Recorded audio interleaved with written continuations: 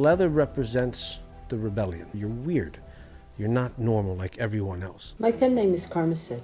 I'm a journalist, a happily married mother, and a sex slave. I'm the consensual freelance sex slave of a man who's not my husband. He's a pro-dom, which is the male term for a dominatrix, and the co-founder of my leather tribe, the Kink Collective. He goes by Master Joshua in the kink scene. I refer to him here as my maker because he was the one who initiated me into the kink and leather lifestyles. When we first met 6 years ago, I was researching a feature about the Me Too movement in the kink scene, to which I was a complete stranger. Joshua was one of my subjects, a professional dominant and kink event organizer battling rumors of sexual abuse. The rumors, which originated with a FetLife post by an ex-submissive, were now going viral on social media, with people whom he had never even met calling for his cancellation. Joshua wanted me to investigate his story so he could clear his name. I didn't. First, because my feature aimed to examine a broad social trend, not prove or disprove any specific claims.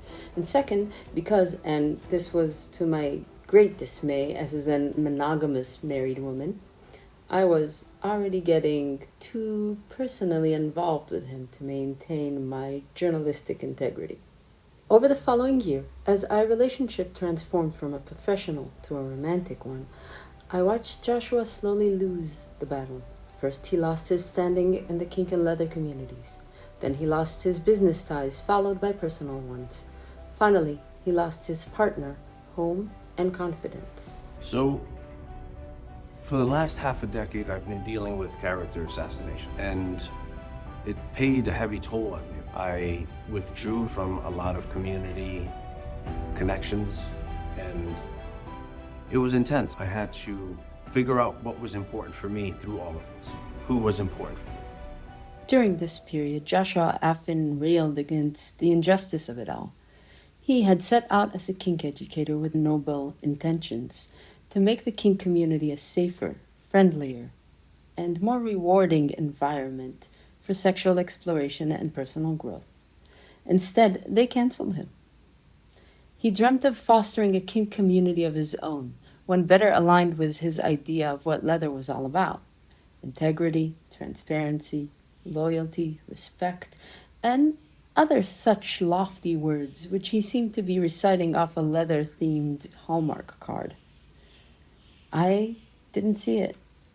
Not in this compelling but sullen man, incessantly beating the drum of injustice, and not in the community that so casually cast him out, and especially not in myself, an unfaithful wife who strayed off the path and was now lost somewhere where she really didn't belong. Joshua's story exemplifies the same social cycle that gave rise to kink and leather communities as a whole.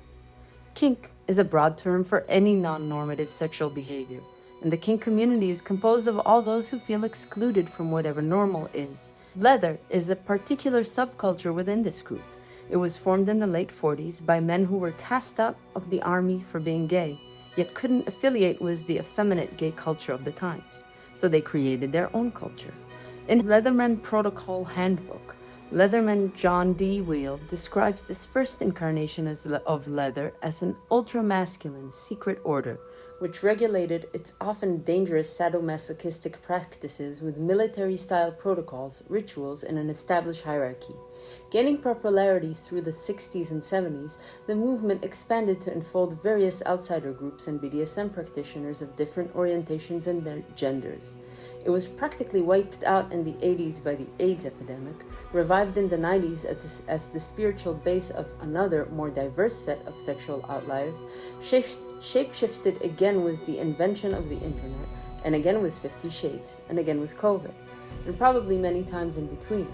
With each new generation, groups that felt rejected or misunderstood by their predecessors would faction off to form their own sub-communities. If these survived, they eventually merged back into broader society, adding their own strand to the weave of kink history. Or so I believe. Most of what I wrote here, I learned from books. The only history I can truly speak for is my own, and that of my own leather tribe. On the other side of it was this family called the King Collective, which I co-founded with Kat. And the intention of that was to create a family of people who support. People support in ways that are selfless and are giving. From the friends and lovers that stayed by his side, Joshua resurrected what he called his kink family. In 2019, he and his new partner, Kat, expanded this family into our leather tribe, the Kink Collective. I was quietly skeptical as to the sustainability of this tribe. My maker likes to say that leather culture is like any other spiritual path or religion, but I know of no other spiritual path propelled by BDSM and dopamine rushes, or built on a hierarchy which is derived from erotic and romantic power exchanges. Those kind of ties are structurally unsound. They're volatile. They turn on a dime. How long before another scorned lover takes to the internet and burns the whole thing down again? But life actually improved for all of us. Joshua took me on as his submissive. We adopted a strict moral code, and it served me well as I negotiated my way honestly into non-monogamy. Joshua's kink family became my tribe, and his tribe became my community. It is indeed a volatile one. Romantic relationships and power exchanges are endlessly shifting, ending, tangling, and starting over again with copious amounts of drama. But even when the relationship which brought them into the Kink Collective ends, most people stay.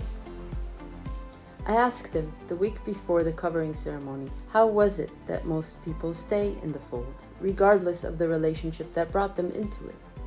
He looked at me like I was stupid. Integrity, transparency, loyalty, respect, remember? He reiterated. Normally, I inwardly scoff when he talks like that. But with the covering on the horizon, these words suddenly carried more weight.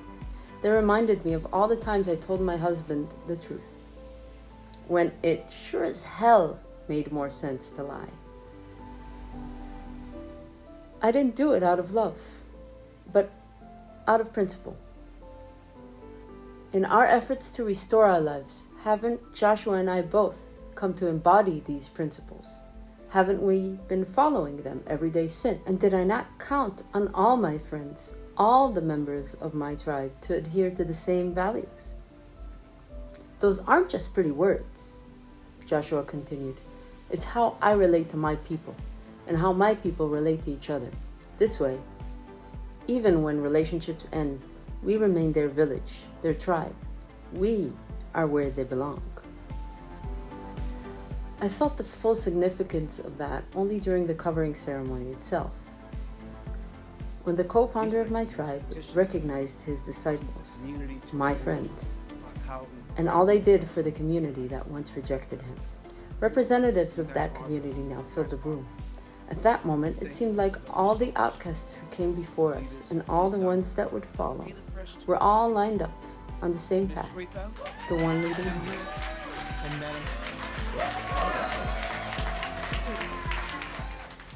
Epilogue. A few weeks later, I told Joshua how all this subtly changed my view of life. From immigrant to unfaithful wife to freelance slave, I always position myself outside of the culture I'm in because outsider is how I feel. But I can let go of that now. Now I realize that outsider is just a step in the way, part of the journey towards maker of my own culture. He took a moment to think about this.